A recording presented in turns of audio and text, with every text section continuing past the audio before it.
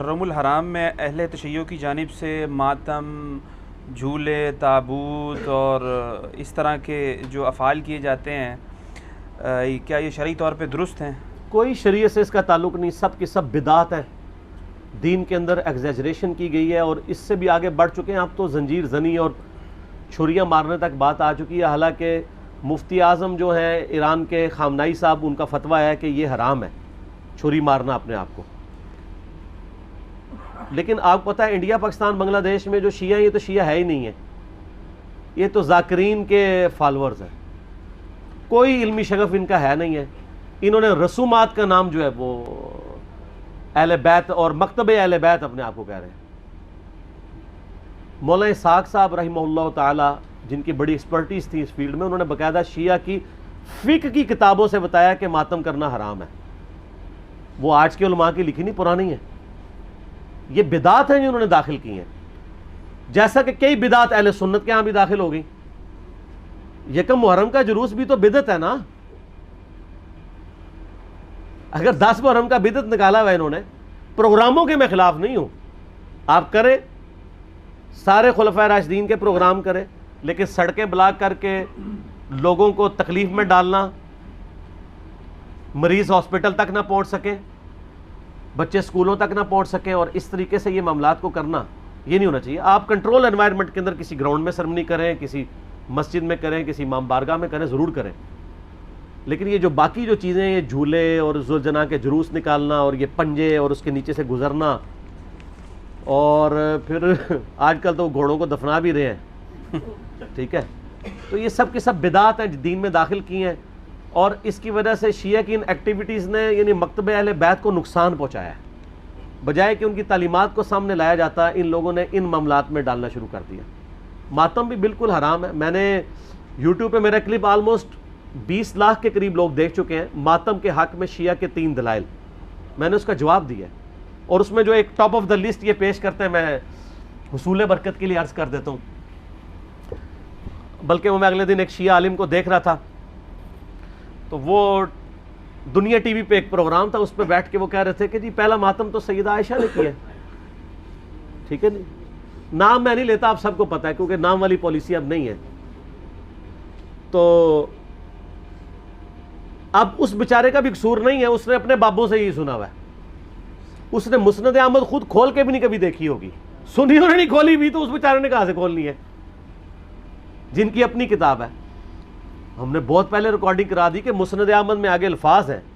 سیدہ عائشہ کہتی ہیں، اتنا حصہ تو بخاری مسلم میں بھی موجود ہے کہ نبی علیہ السلام کی وفات میری گود میں ہوئی. تو سر اس سے سیدہ عائشہ کی یہ فضیلت تو ثابت ہوئی کہ اللہ تعالیٰ نے اپنے محبوب صلی اللہ علیہ وسلم کو سیدہ عائشہ کی گود میں وفات دی، تو یہ فضیلت بھی تو ثابت ہو رہی ہے نا. تو یہ بھی فضیلت پھر مانے نا. جیسا کہ اہل حدیث جب وہ موضوع پہ مسح، جرابوں کے مسح کی بات شروع کرتے ہیں تو کہتے ہیں وہ تو بخاری مسلم میں پگڑی پہ مسح کی بھی حدیث ہے. تو ہم کہتے ہیں اس سے صرف پگڑی کا مسح نہیں، پگڑی بھی تو ثابت ہو رہی ہے نا. لال رومال لاؤ تو پگڑی پاؤ. تو شیعہ جب کہتے ہیں کہ سیدہ عائشہ کی گود میں نبی علیہ السلام کی وفات ہوئی، تو سیدہ عائشہ کی تو فضیلت ثابت ہو رہی ہے. پھر وہ بخاری میں واقعہ بھی ہے مسواک والا.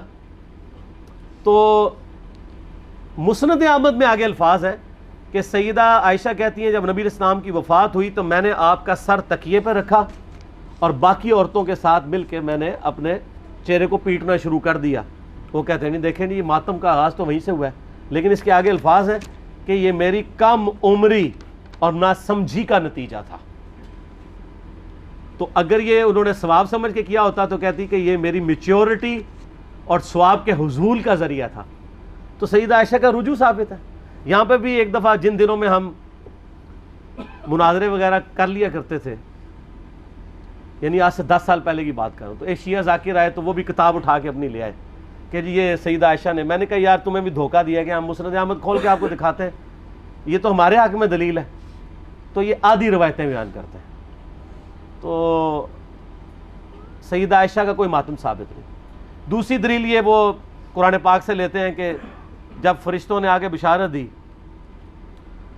سیدنا ابراہیم کی جو پہلی بیوی تھی سارہ کہ ان کے ہاں بھی اب اولاد ہوگی، تو انہوں نے حیرانگی میں اپنا چہرہ پیٹا تھا، جیسے عورتیں کہتی ہائے اب بڑھاپے میں ایک 80-90 سال کی بوڑھیا پریگننٹ ہو جائے تو وہ تو پریشان ہی ہوگی نا. یہ انہوں نے یہ تو نہیں تھا کہ ہر سال وہ چہرہ پیٹنا شروع کر دیتی, ایک واقعہ تھا اور اسے ماتم کا ثبوت نکال لیتے ہیں. یعنی کوئی بات دیکھا کریں, اس طرح چیزوں کا ثبوت نہیں نکلتا. اور تیسرا وہ کہتے ہیں ویسے کرنی نے دانت توڑ دیے تھے.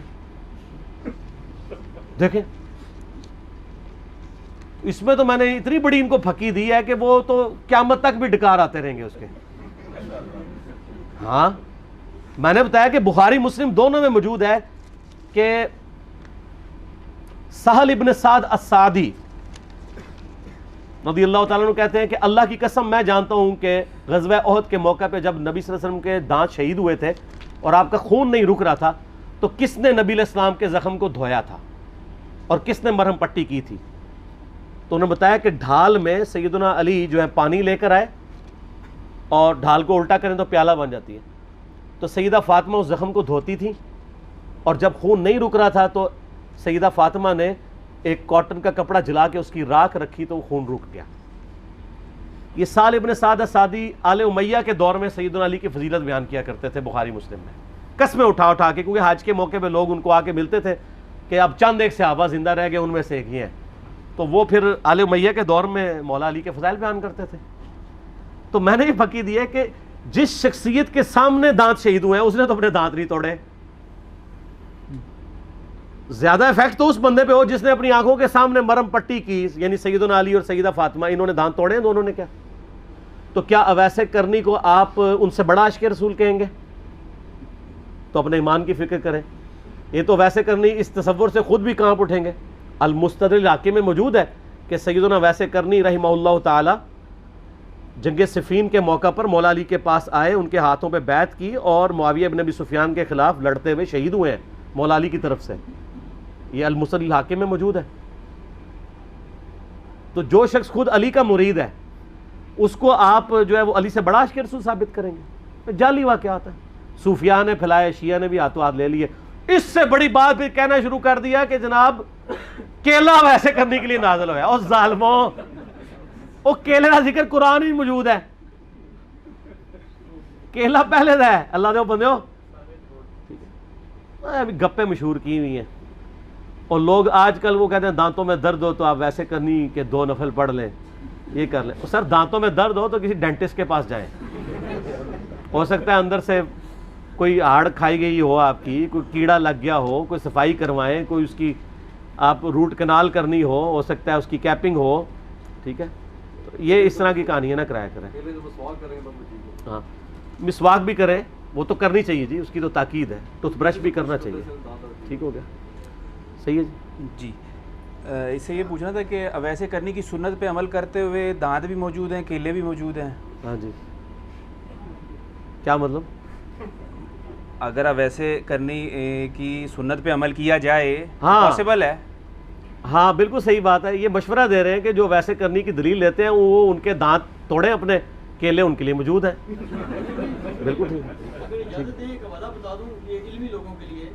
یہ ایک شیعہ بھائی ہیں نادر زبیری نام کے, rivalikalislam.com کی ویب سائٹ ہے.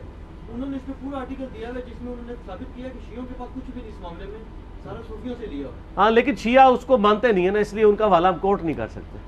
نادر کو وہ کوٹ ہی نہیں کریں گے. جس طرح ڈکو صاحب کا ہم حوالہ دیں, وہ کہتے ہیں ڈکو تو وابی ہے, وہ کہتے ہیں وابی شیعہ. تو شیعہ کو وہی حوالہ دینا ہوگا جس کو وہ اون کرتے ہو. جس طرح میں نے خامنائی صاحب کا کیا, ان کو وہ اون کرتے ہیں نا.